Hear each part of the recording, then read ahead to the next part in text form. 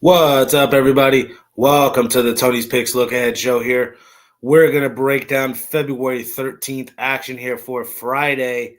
Basically hoops and all college hoops pretty much. Got the All-Star break here in the NBA. Tomorrow, we might do a little fun show. There's no fights to break down. I might give you guys some NBA All-Star props and whatnot to bet on the dunk contest, three-point, etc., All-Star game. Have a little fun there. And then, of course, we'll break down college hoops really this whole weekend. That's really where the money is going to be at. Pretty okay night. Started off amazing. We got Bucks money line to cash for us. I touched all three dogs today. So, I don't know. We're probably going to go 1-2. But, again, just cashing on Bucks money line. We're still up. College hoops has gone well. UIC, South Alabama. I think the only one we dropped today was Memphis on the road there. Tight game at the end. Those aren't going to go your way on the road more than likely. It is what it is. But pretty solid night. Looking forward to a big-time weekend here. Like and subscribe here before we get into this action. Again, we're going to start off with some college hoops. 1 second. Let me get my banners. Let me get my banners. Something's going on here. Little backstage. There we go. We're going to start off here in college hoops. We got Manhattan and Niagara. The first game of the day here, 3:30 on the West Coast. There, let me get to this one. I believe it was Niagara laying the 2.5 here at home. Total here in this one is what do we call it? 1 second. Why can't I find this game? It's the first one.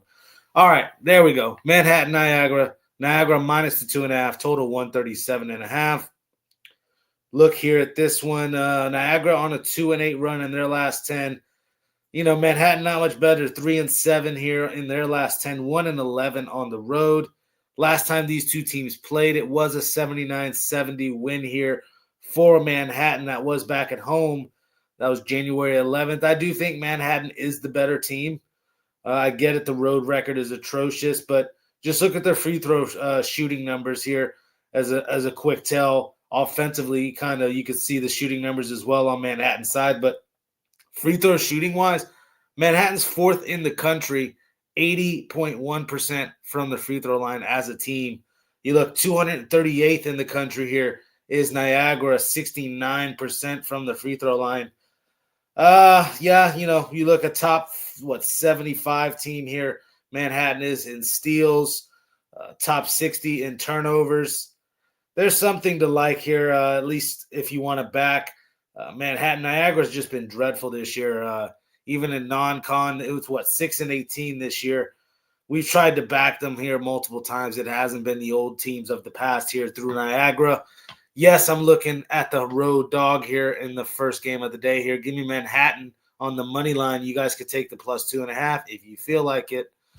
All right, we got Iona and Canisius here in the next game.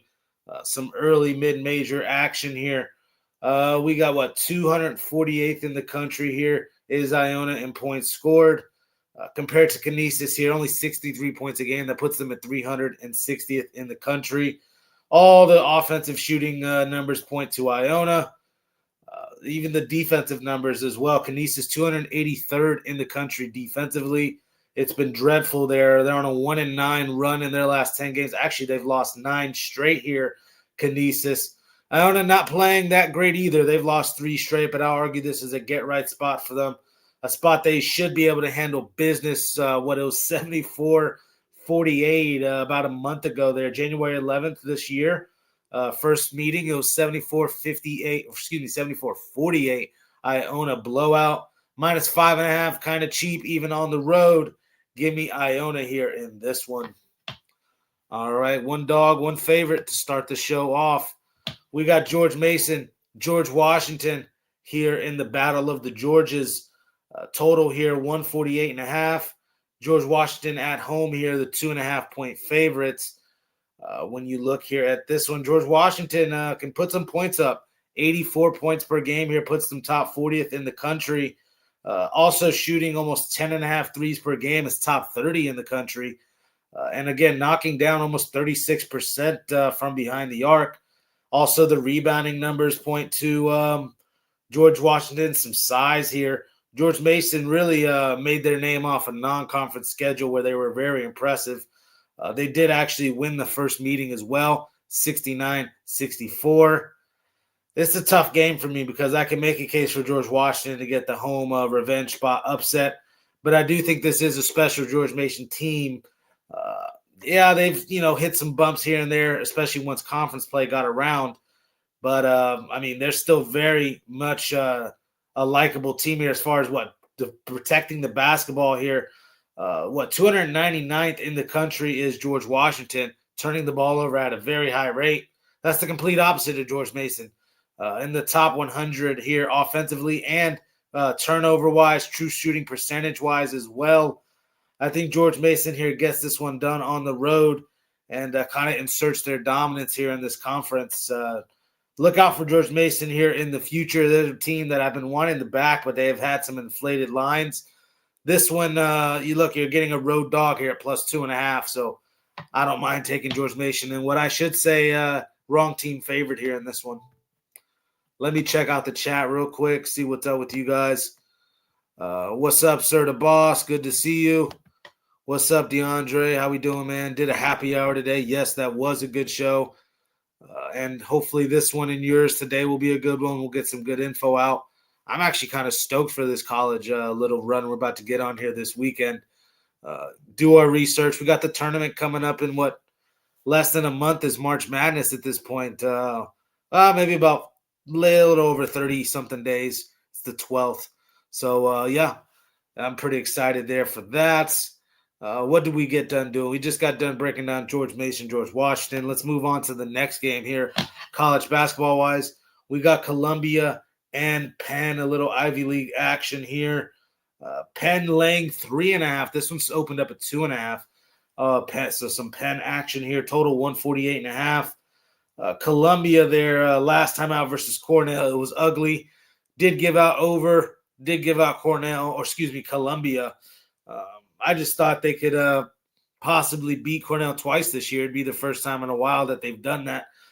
I still am high on this Columbia squad. I'm not going to sit here and try to get in front of them. I don't like Penn too much. Penn has done some things, impressively at home, 8-2 this year, 2 straight wins. They've, done some nice things as a dog as well, but laying almost 4 points here, I'm not very interested. I do think Columbia can hang tight here. And if not, get this one done outright as well.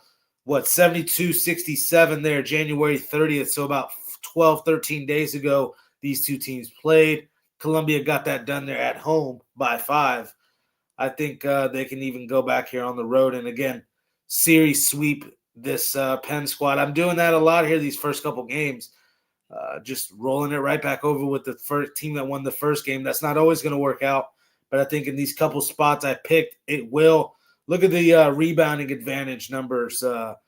Offensive rebounds and rebounds total here lean to Columbia, a top 40 rebounding team in the country. The three-point shooting numbers and field goal shooting numbers, again, top 40 in the nation is Columbia, field goal shooting-wise. The true shooting percentage as well. Everything offensively points to Columbia. They can't do what they did there versus Cornell. I mean, Cornell do that to you. They put up 87 points on them. They could have put up 100 if they wanted to. We'll get to Cornell here in a second. I'm not going to hold Columbia too hostage here on that one. Cornell can be a tricky team. I do think they take care of business here versus Penn, a team I don't think is just as good as them, bottom line. So give me Columbia here, plus the 3.5. I could even say another wrong team favorite here in this one. I'm saying screw home court advantage. Screw home court advantage here on Friday nights. We got Princeton, Cornell here in this one. We just talked about Cornell and how they can get up and down the floor. You look when these two teams played, about 14 days ago here, 87-64 Cornell, a very similar game to the Columbia one. Cornell will put up 85 plus on any given night. 91 points per game here, third in the country. A top 15 pace team, number 1 3-point attempt team in the country, almost 14 3-point attempts per game. And still hitting 40% from three is Cornell, top 4 in the country. You know we like backing Big Red here, especially these overs. Again, the over here, 156.5. My worry is Princeton not getting there enough and them trying to slow it down as much as possible. Again, 332nd in the country in pace. They simply don't have the horses to compete with Cornell this year. Yes, I'm laying it here with Cornell. Again, another not too bad of a price here. -2.5 seems kind of affordable and cheap. Give me Cornell here, -2.5 on the road. I'll forget about the total. I just think Cornell handles business here in this one. We got Michigan State and Wisconsin, a nice little marquee matchup here for us. Wisconsin is, not as bad as people think here. 17-7. I know there's not that number next to their name, but there will be soon, especially if they get this one handled here. Wisconsin last year, the last meeting between these two teams was a 77-74 Wisconsin win. I don't know how much you feel about Michigan State compared to last year to this year. I think talent-wise, it's really around the same. I'm not in love with what's around Jeremy Fears. Cohen and Kohler, I like a little bit. The other big guy, it's not bad. But after that, I'm searching for some bodies. I think Wisconsin's deeper, about 8 guys here averaging 17 minutes or more. I like the size as well. With these 7-footers that Wisconsin has. And then obviously those 2 guards, Nick Boyd, John Blackwell. I think any given night they can outplay Jeremy Fears, if not both of them.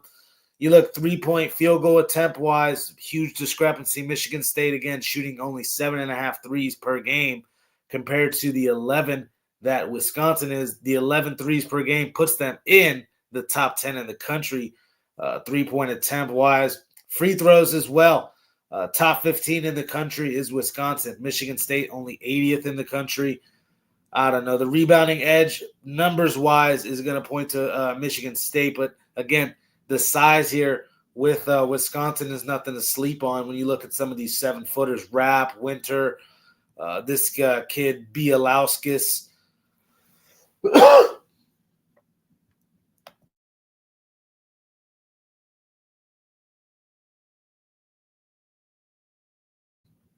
Excuse me, guys. All right, back to this Wisconsin game.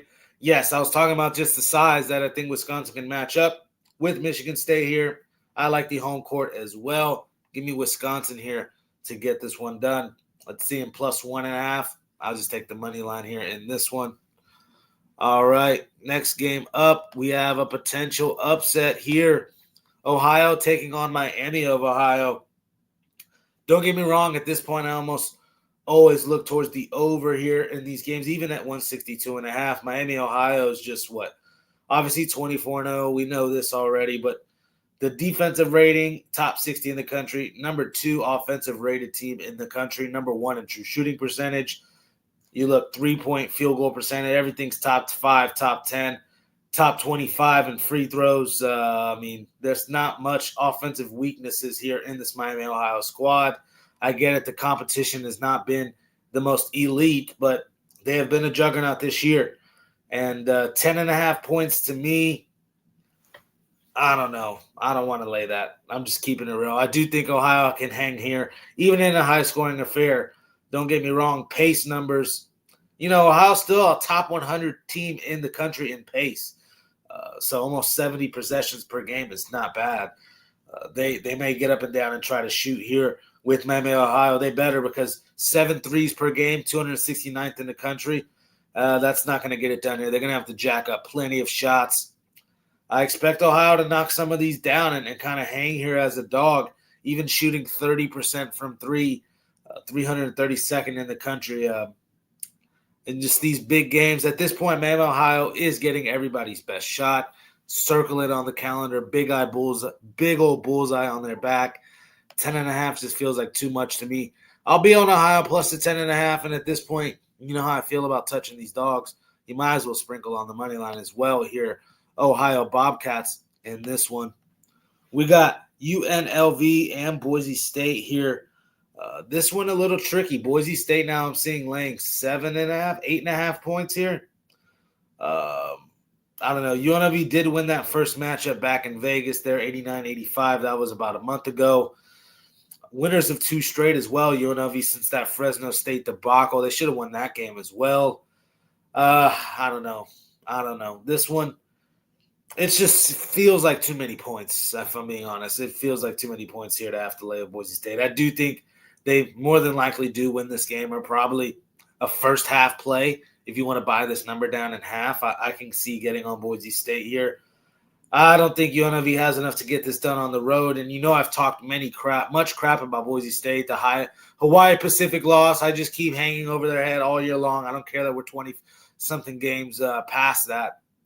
That's just so bad. And not impressed. They have this cat with the glasses that can't hit a free throw to save his life. It gets late in the game. They start fouling him.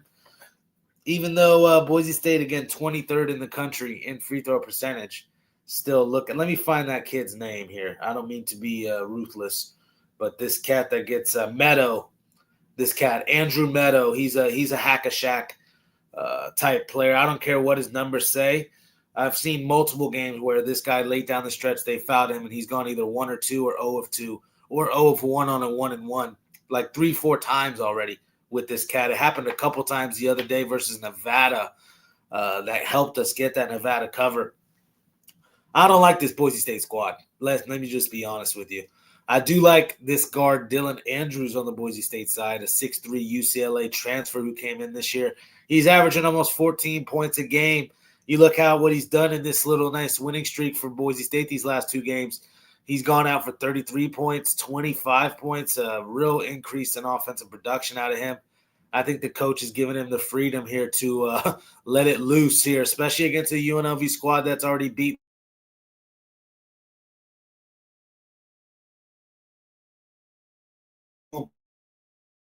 the people I know on the Boise State side here. It's more than likely a prop game for me.